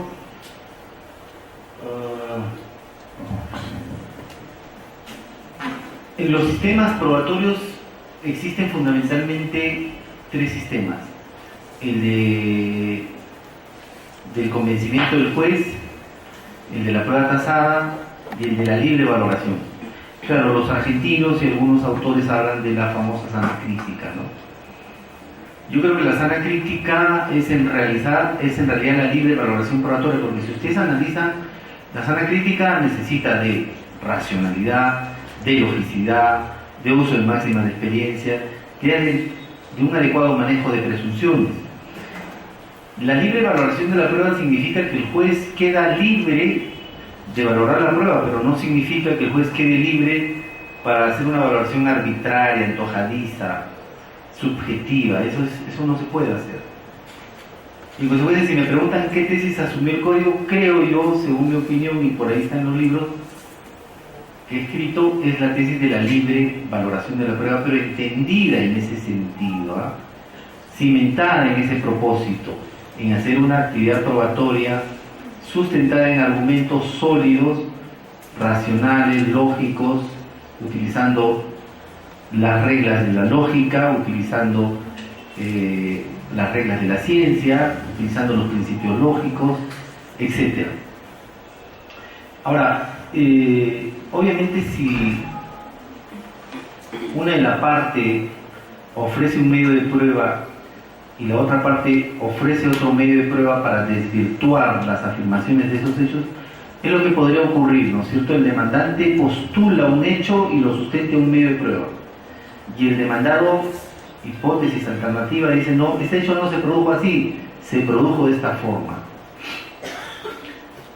El juez, cuando hace actividad probatoria, creo que más o menos hace lo siguiente, en teoría. Más o menos hace lo siguiente. Termina de hacer toda la actividad probatoria y empieza a discutir él mismo cómo resolver el caso. Entonces, lo primero que debe hacer, según mi opinión, es poner en la mesa, y esto es una expresión metafórica, poner en la mesa todos los medios de prueba con los que cuente en el caso. ¿Estamos? Todos los medios de prueba que tiene el caso. Luego sacar los medios de prueba que nos sirven para acreditar los hechos relevantes. Ahí hablamos de los medios de prueba impertinentes, por ejemplo. ¿Sí? Luego definir si hay medios probatorios que fueron obtenidos afectando derechos fundamentales. Ahí hablamos de la prueba ilícita. ¿Sí? Una vez que tenga limpio el camino, porque pueden haber nudos probatorios de los que hemos hablado y hemos mencionado, limpiar el camino de los nudos probatorios y definir qué hecho está probado a partir de la solución de esos nudos probatorios. Y luego, la actividad que hace un juez, según mi entender, es analizar uno por uno los medios de prueba que sirven para resolver el caso. No es que la valoración conjunta se haga, digamos, pasando por una valoración individual, porque si no sería una locura. ¿Sí? Entonces, lo primero que debería, según mi opinión, hacer el juez es hacer un análisis individual de cada uno de los medios de prueba e ir sacando conclusiones preliminares probatorias de qué hecho acredita ese medio de prueba. Cuando ya he efectuado esa labor individual de cada uno de los medios de prueba, recién empiezo al contraste, a la contrastación. Y digo, el medio de prueba X del demandante arroja por probado este hecho, pero ese mismo hecho aparece probado de otra forma por el medio de prueba Y del demandado. ¿Sí? Tengo que tratar de alguna forma de quedarme con una de las afirmaciones de las partes. No puedo quedarme con las dos porque si no emitiré una sentencia contradictoria desde el punto de vista fáctico. La contradicción estaría sustentada en que no puedo dar por probado el mismo hecho con dos medios de prueba que son incompatibles. ¿Sí? Una de las dos afirmaciones debería ser la que prevalezca, no necesariamente las dos. Entonces, si yo doy por probado el hecho a partir de la actividad probatoria del demandante, sin hacer un análisis específico de los medios de prueba que aportó la parte contraria, lo que estoy haciendo es generar una sentencia nula desde el punto de la actividad probatoria. ¿Por qué? porque en ese elemento hemos quebrado un criterio procesal de la actividad probatoria que se llama la unidad de la prueba. Yo no puedo aislar medios probatorios y valorarlos como si fueran elementos individuales. Sí se hace un trabajo individual con cada uno de ellos, pero cuando hago el trabajo de valoración conjunta, no puedo sacar conclusiones aislando los medios probatorios aportados. Es como el dicho que se dice, cuando se hace actividad probatoria no se ve el árbol, se ve el bosque. ¿Sí? Esa metáfora sirve más o menos para descifrar lo que estamos señalando. Entonces, si algún juez se atreve a hacer una situación de esta naturaleza, la apelación va a hacer caer esa sentencia si la sala civil, penal o quien vea este tema va a ver que se dio por probado un hecho sin haber efectuado una valoración conjunta y racional de la prueba. ¿Sí? Porque si hay omisión en el pronunciamiento de medios probatorios trascendentes para el caso, la conclusión o inferencia probatoria que arroje el caso, para mí sería inválida. Y una inferencia probatoria inválida significa una nulidad de sentencia. ¿Sí?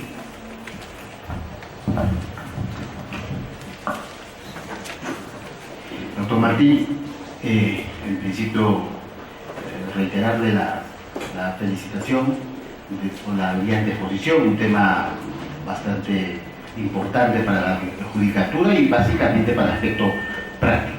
Además, también aunarme a darle la bienvenida a esta su casa, la Corte Superior, doctor Martín, y felicitándole también por los logros obtenidos en la carrera judicial.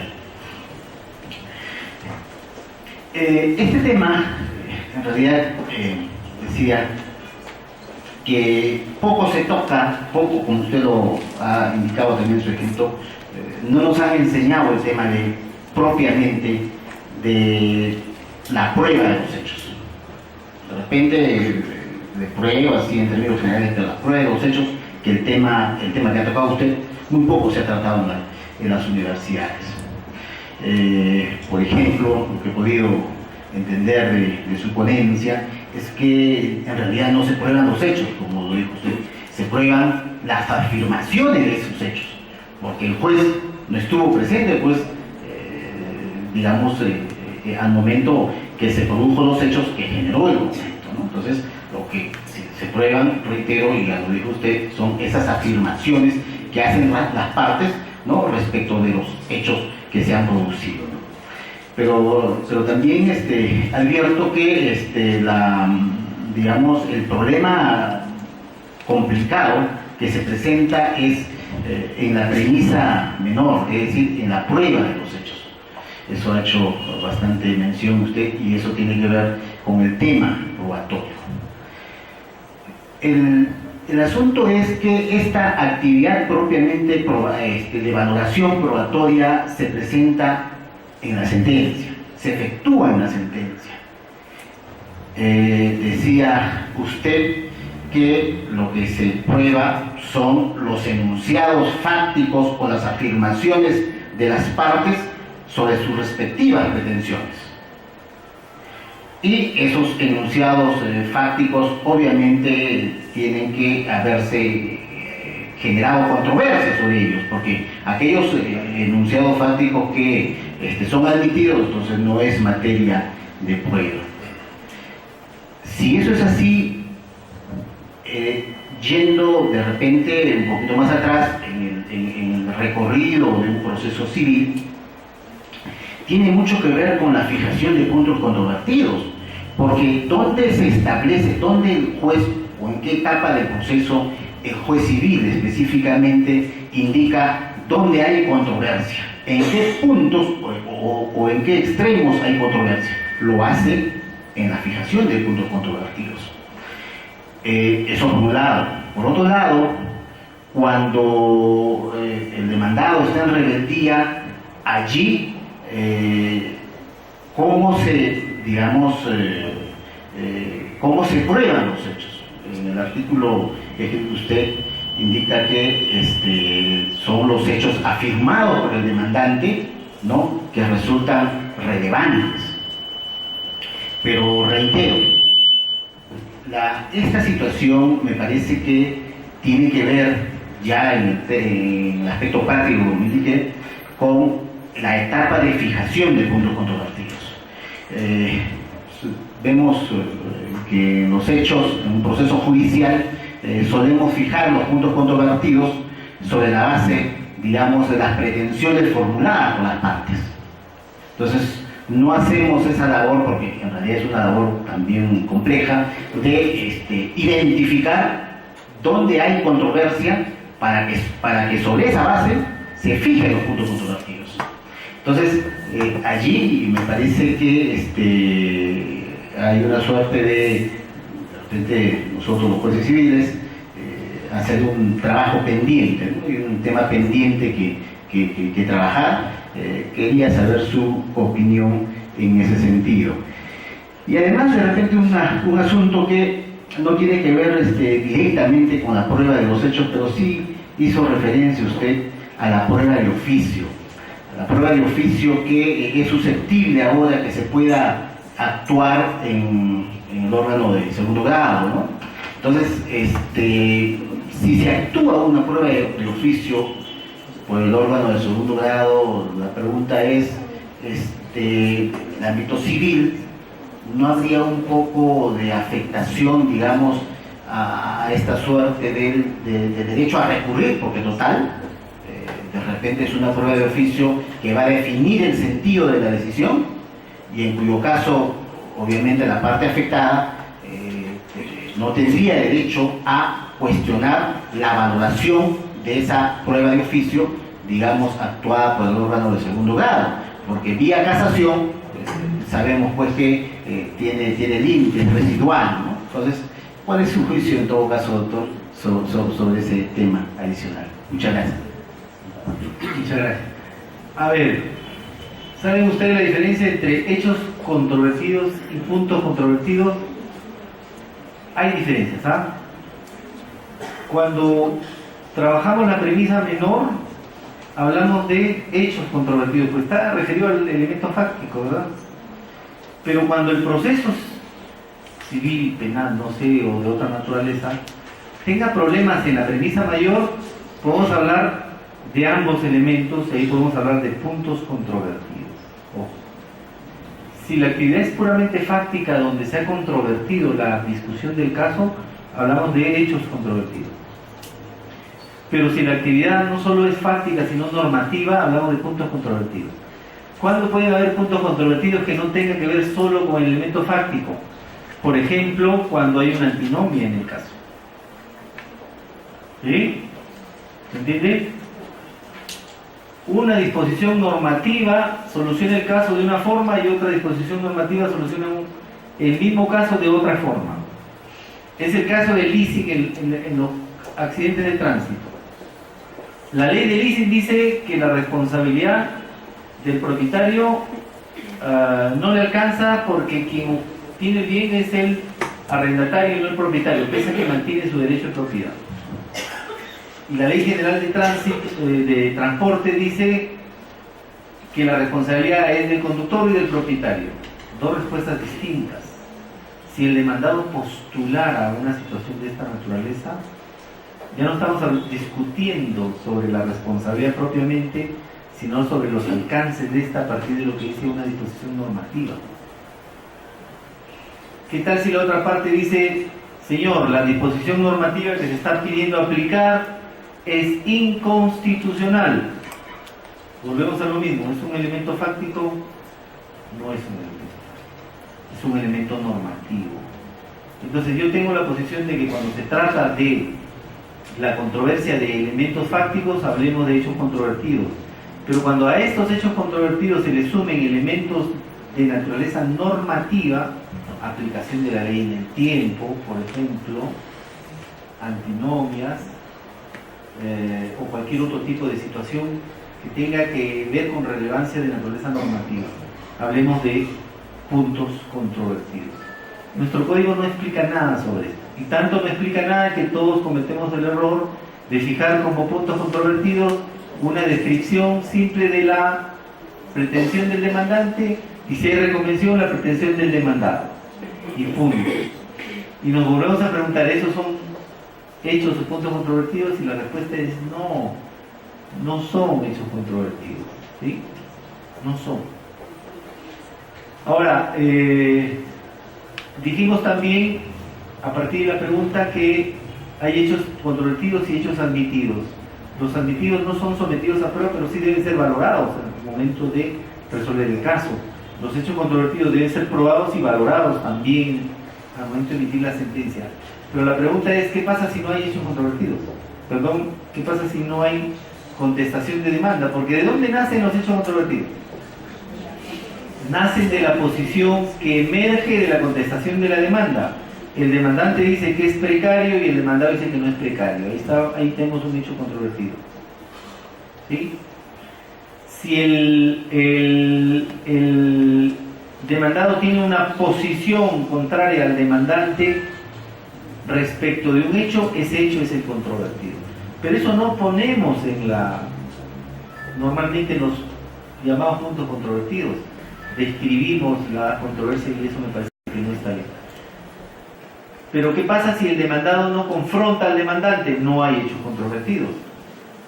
Y cuando el demandado no confronta al demandante o no se contrapone a lo que pretende con la demanda, no pueden haber hechos controvertidos porque no está la posición contraria escrita en el expediente. Y entonces ahí, ¿cómo fijamos hechos o puntos controvertidos? Va a ser un poco difícil. Entonces yo tengo la idea, y creo que por ahí hay algunas referencias jurisprudenciales también, en que lo que debe fijarse como hechos controvertidos es la prueba de los elementos esenciales que están establecidos probablemente en la disposición normativa que soluciona el caso. Si es un precario, ir al supuesto normativo y ver qué nos pide acreditar para que se dé la consecuencia. Si es el precario, probar si tiene título o no tiene título. Determinar si tiene título el demandado. Así no se haya dicho nada respecto de la contestación. Si es una prescripción adquisitiva, no contestó nada el demandado, nadie apareció. Lo que tenemos que ir es al enunciado normativo y ver cuál es el supuesto fáctico que se necesita probar para considerar a alguien como propietario por prescripción, y veré ahí posesión pacífica, continua, in animos domini, etc. Voy al 505 y veo qué requisitos tengo como prueba para acreditar estos hechos. Esos podrían ser los hechos controvertidos en ese caso. Fíjense que nace no de la controversia, sino del supuesto hipotético normativo que va a resolver el caso. Ahora, la prueba de oficio. Este es todo un tema, ¿no es cierto? La prueba de oficio en segundo grado. Esta es la pregunta. ¿Se puede hacer prueba de oficio en segundo grado? La respuesta legislativa es sí. Pero la respuesta epistémica es: se puede hacer, pero ¿cuáles son los límites y qué consecuencias negativas pueden generar? Y una de las consecuencias negativas que pueden generar es lo que acaba de decir el doctor, que probablemente sea el segundo grado y luego nos quede solo la casación y no podamos hacer un cuestionamiento respecto de la valoración probatoria que hizo el juez de segundo grado. Cuando se modificó el código se ha discutido mucho esto, ¿verdad? Yo creo que la actividad probatoria debe arrojar un pronunciamiento sustentada en los medios de prueba. Además, creo que la actividad probatoria en segundo grado sigue siendo sustentada en el 194 con todos sus presupuestos. De tal manera que, aún siendo segundo grado, el juez no puede hacer lo que le dé la gana. Pero yo creo que la base fundamental para saber si un hecho está probado y determinar a partir no solo de las pruebas de las partes, sino de las pruebas incorporadas por la actividad probatoria del juez. Nosotros tenemos un código, vale a la aclaración, pie de página, donde hemos admitido la prueba de oficio, ¿sí? Como una cuestión común y corriente. Pero hay sistemas y hay posiciones teóricas que rechazan la posibilidad de que el juez se compre el pleito y comience a hacer actividad como si fuera parte. Por eso es que nuestro código exige que el juez no se convierta en abogado de la parte, que no pierda su imparcialidad, que sea un tercero imparcial, que no se compre el pleito, una cosa así, ¿no es cierto? aunque esa regla en familia pues tiene otras connotaciones, ¿verdad? Entonces, yo creo que la base fundamental para que se haga adecuadamente esta función de hacer actividad probatoria en segundo grado es el respeto al debido proceso. ¿Esto qué significa?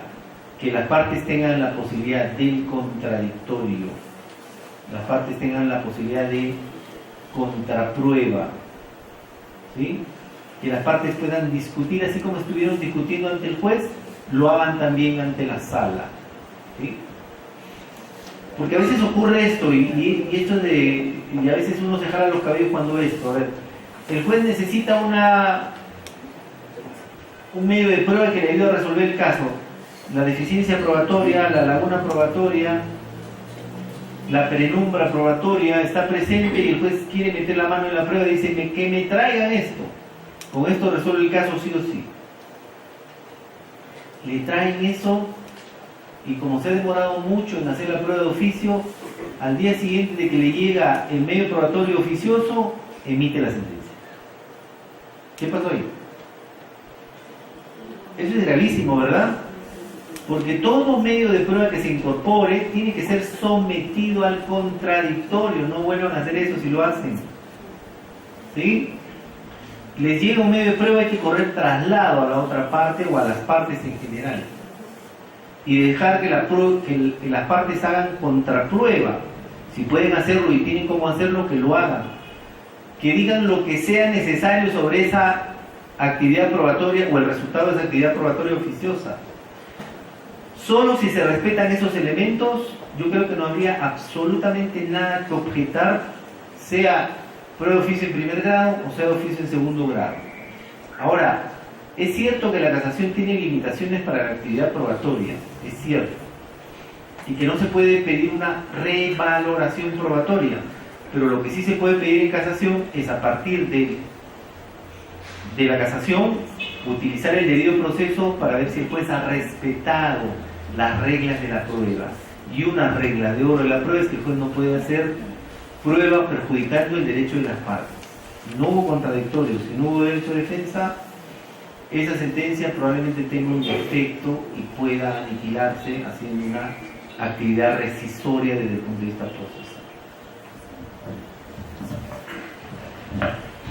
Buenas noches con todos.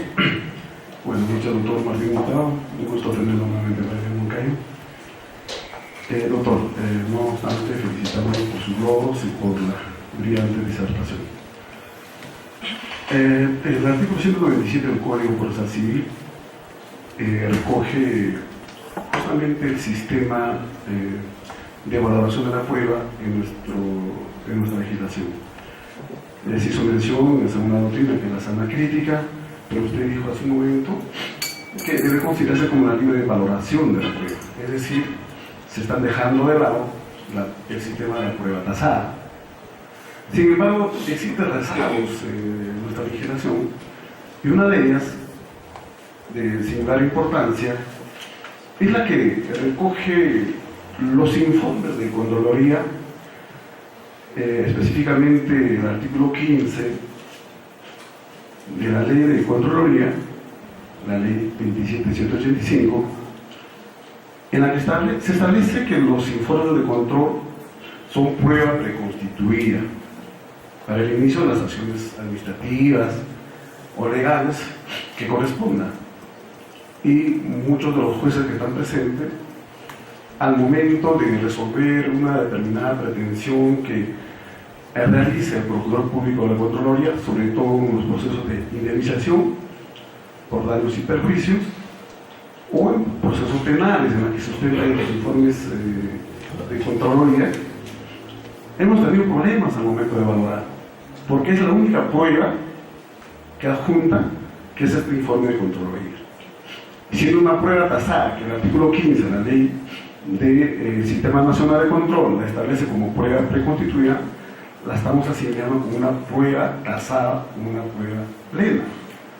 En consecuencia, este artículo no requiere ser modificado, o en todo caso, ante un proceso judicial, en la que se sustenta únicamente en este informe de Contraloría cómo valorarlo, cómo resolverlo, cómo aplicamos el contexto de justificación que usted anunció hace poco, ¿no? Y ahí tenemos problemas al momento de resolver, sea en los procesos civiles y sea en los procesos penales o contenciosos administrativos, donde muchos funcionarios, servidores, han sido sancionados administrativamente, sustentados en esa única prueba.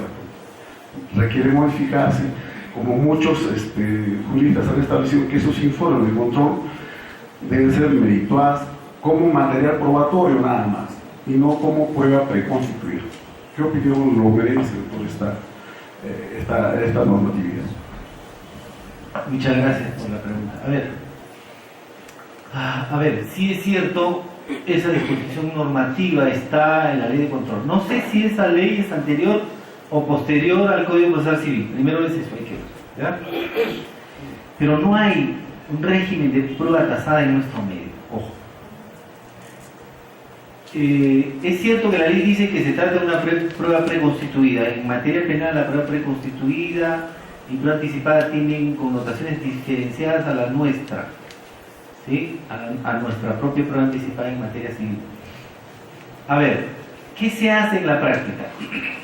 Pruebas al canto. Tenemos un caso, en nuestro despacho solemos hacer algo, ¿no?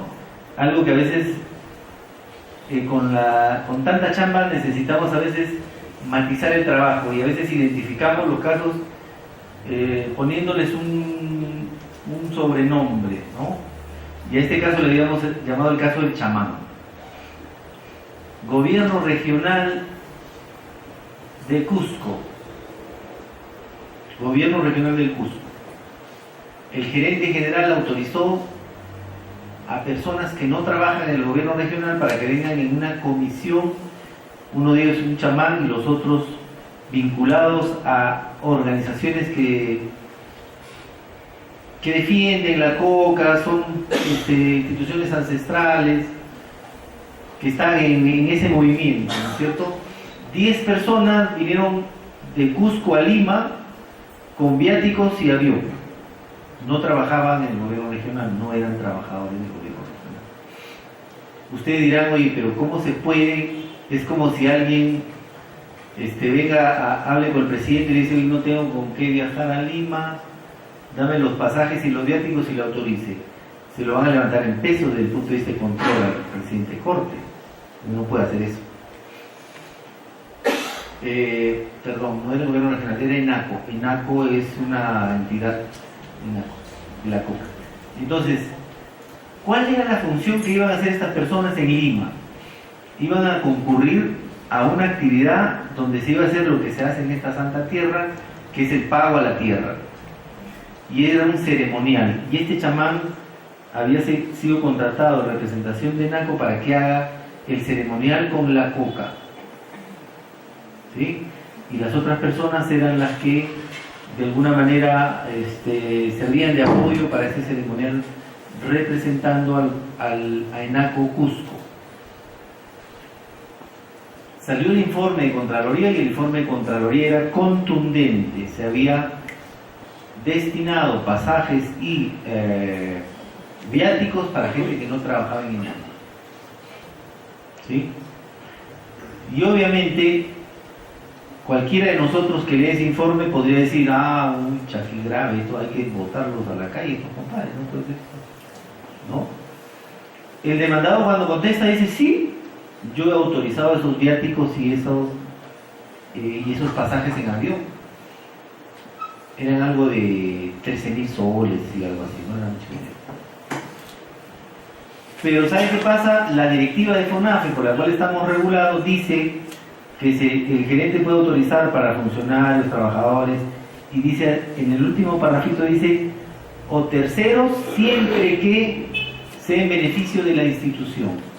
Y obviamente su conducta calzaba en ese elemento y él defendía a capa y espada que su función era pegada a la ley. El procurador denunció, el juez declaró infundada la demanda, la sala confirmó y la Suprema improcedente el recurso de casación. Y volvemos a la pregunta inicial. ¿Es tan cierto que el peso específico de los informes de Contraloría calzan con una prueba tasada? No es cierto. El informe de Contraloría puede decir lo que le dé la gana y puede establecer la responsabilidad que quiera y puede meter a las personas que desee. ¿Quién es el llamado a valorar a partir de la regla de la libre valoración de la prueba? Es el juez. ¿Sí?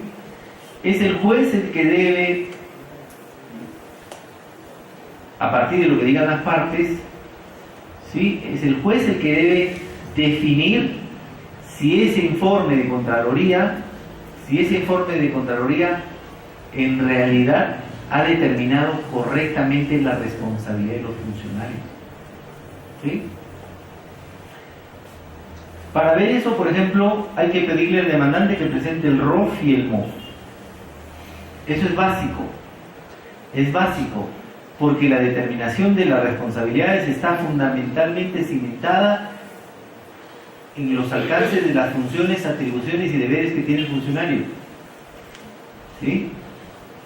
Si yo no firmo un cheque y me imputan la responsabilidad civil por un cheque que se cobró de manera irregular, probablemente yo fui el tesorero, el asistente del tesorero y no tuve nunca ningún tipo de actividad, pero me pusieron ahí. Me pusieron ahí. Este es como el caso de un policía que hemos visto, que lo votaron solamente por haber estado viendo cómo sustraían la gasolina. En la policía hay este tema de los vampiros, ¿no es cierto? Hay gente que se lleva la gasolina para sus carros o la venden y qué sé yo. Procesaron a todo mundo en penal y él apareció como testigo en el proceso penal. Pero por haber estado, nosotros le llamamos el caso del sapo porque había estado por haber estado viendo solamente cómo se hizo este tema, lo mandaron a su casa y él regresó con un proceso de amparo y ahora lo que demandaba era una indemnización. ¿Sí? Entonces, en la administración pública se pueden cometer barbaridad y media. Y eso no significa que el juez no pueda controlar esa actividad que se hace en sede administrativa. Si la ley dice que es prueba constituida y nosotros lo podemos entender a eso como una actividad probatoria que esté cimentada a la tarifa legal, creo que no es tan cierto eso. Y que más bien cualquier medio de prueba, cualquiera que sea, aunque la ley diga todo lo contrario, salvo que se trate de presunciones absolutas, ¿no? Aunque la ley diga lo contrario, el juez tiene que valorar el medio de prueba para resolver el caso utilizando el criterio de libre valoración, no amarrándose con una prueba tasada. Algunos a veces me preguntan, porque esta pregunta es de corriente, señor, pero en la prueba anticipada parece que sí hay prueba tasada, porque dice bajo apercibimiento de, por cierto, los hechos, bajo apercibimiento de esto. Y yo le repregunto luego, ¿la prueba anticipada es un proceso? Si es un proceso, eso está mal.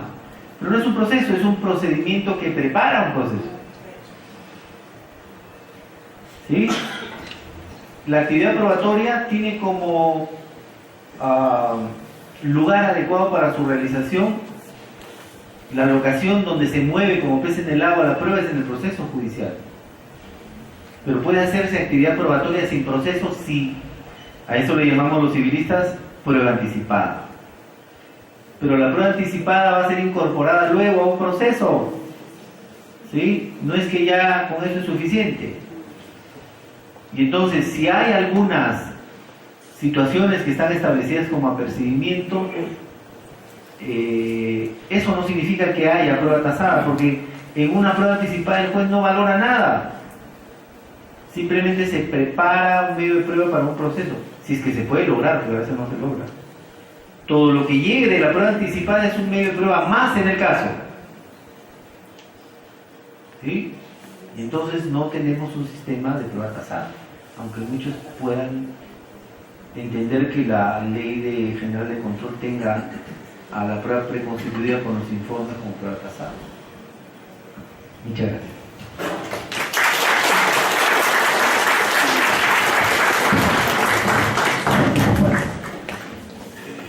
Muchas gracias, doctor Martín, por su exposición. Los jueces civiles quieren hacerle llegar un presente. Por favor, la doctora.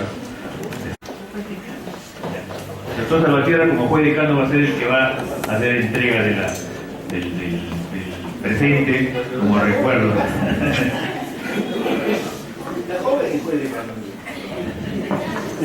Doctor Martín, el reconocimiento por los logros obtenidos y por ese aporte a todos los jueces a través de publicaciones.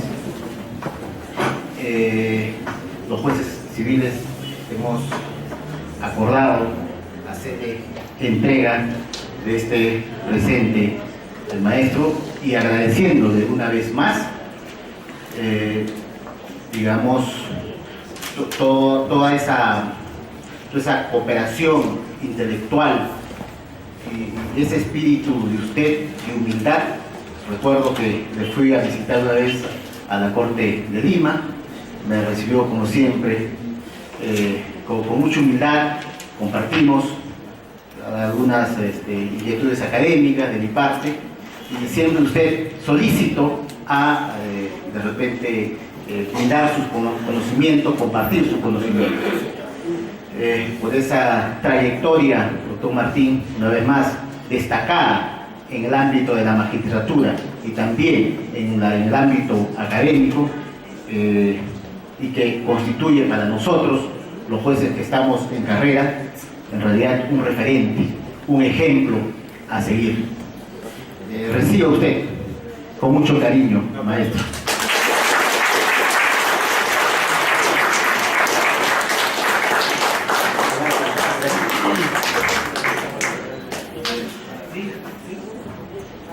Bueno, señores, no quiero extenderme más, solo quiero agradecer a la comisión organizadora, a los panelistas ahí por haberme apoyado en esta pequeña charla y un saludo fraterno para todos los amigos y a los colegas que están en esta corte, a los alumnos, veo bastantes alumnos también, abogados jóvenes y a nuestros colegas. Muchas gracias. Invitamos al doctor Omar María Benavente a pasar al estrado para que continúe con la exposición, igualmente también a los panelistas. Los que no tienen asiento, pasen por favor. La exposición del doctor Omar María sobre la medida cautelar es muy importante. Tuvieron la gentileza de poder aprender los de informática para que las diapositivas del doctor, por favor, se puedan ver. Pasen adelante, que hay bastantes sitios acá desocupados, quienes quieren seguir